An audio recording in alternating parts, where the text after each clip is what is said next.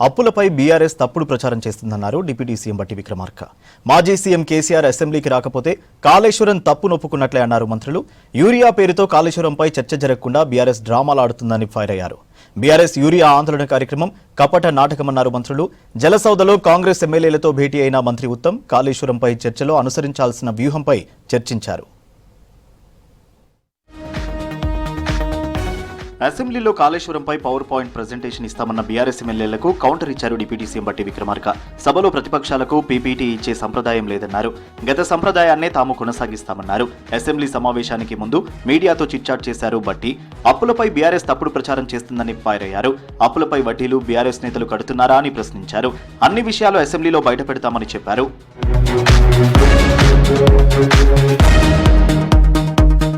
కాళేశ్వరం నిర్మాణంలో అన్నీ తానే అని గొప్పలు చెప్పుకున్న కేసీఆర్ అసెంబ్లీకి వచ్చి వివరణ ఇవ్వాలన్నారు మంత్రి కోమటిరెడ్డి వెంకటరెడ్డి. కేసీఆర్ అసెంబ్లీకి రాకపోతే తప్పు ఒప్పుకున్నట్లే అన్నారు. కేసీఆర్ హయాంలో కట్టిన కాళేశ్వరం ఆయన హయాంలోనే కూలిందని విమర్శించారు.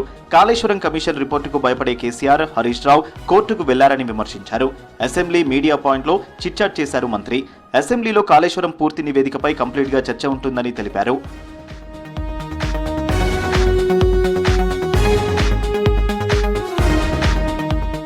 కాళేశ్వరంపై చర్చ జరగకుండా ఉండేందుకే యూరియా పేరుతో బీఆర్ఎస్ రాజకీయం చేస్తుందని ఆరోపించారు మంత్రి సీతక్క.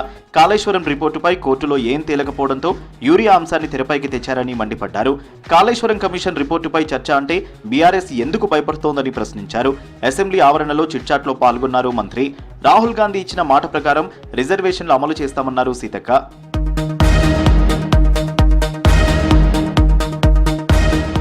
బీఆర్ఎస్ నేతల యూరియా ఆందోళన కార్యక్రమం కపట నాటకమని ఫైర్ అయ్యారు మంత్రి తుమ్మల నాగేశ్వరరావు. యూరియా కొరతకు కేంద్ర ప్రభుత్వం కారణమని తెలియదా అని ప్రశ్నించారు.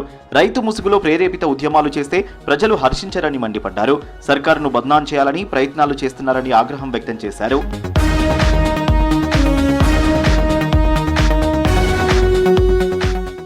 జూబ్లీహిల్స్ నియోజకవర్గాన్ని అన్ని రకాలుగా అభివృద్ధి చేస్తామన్నారు మంత్రి వివేక్ వెంకటస్వామి. అందరం కలిసి పనిచేద్దామని నేతలకు పిలుపునిచ్చారు. జూబ్లీహిల్స్ సెగ్మెంట్ షేక్పేట్ ఓయూ కాలనీలో అభివృద్ధి పనులకు శంకుస్థాపన చేశారు మంత్రి వివేక్. ఓయూ కాలనీలోని వినాయక మండపాలను సందర్శించారు. ఈ సందర్భంగా మంత్రిని ఘనంగా సన్మానించారు మండపాల నిర్వాహకులు. 33 కోట్ల ప్రపోజల్స్ వచ్చినాయి. ఎన్ని 33 కోట్ల ప్రపోజల్స్ అన్ని కూడా శాంక్షన్ కావడం జరిగింది. సో ఈ ఇంకొక 10-15 రోజులలో అన్ని టెండర్ కూడా అయిపోతుంది. ఎందుకంటే ఇంతకుముందు టీఆర్ఎస్ ప్రభుత్వంలో అందరు కూడా శాంక్షన్ అయిందని చెప్పి వచ్చి కొబ్బరికాయలు కొట్టిపోయినరు. ప్రజలు నమ్ముతలేరు.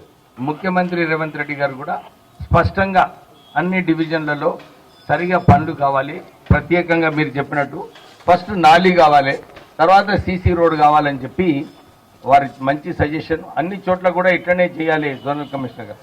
వితౌట్ నాలీ please, without drainage solution don't make CC road waste. So ఇదే ఆలోచనతోని మేము ముందుకు వెళ్తాము. జలసౌదలో కాంగ్రెస్ ఎమ్మెల్యేలతో ఇరిగేషన్ శాఖ మంత్రి ఉత్తమ్ కుమార్ రెడ్డి భేటీ అయ్యారు. మంత్రులు పొంగులేటి, తుమ్మల, వివేక్, అడ్లూరి, వాకిటి శ్రీహరితో కలిసి ఎమ్మెల్యేలతో సమావేశమయ్యారు. కాళేశ్వరంపై చర్చలో అసెంబ్లీలో అనుసరించాల్సిన వ్యూహాలపై చర్చించారు.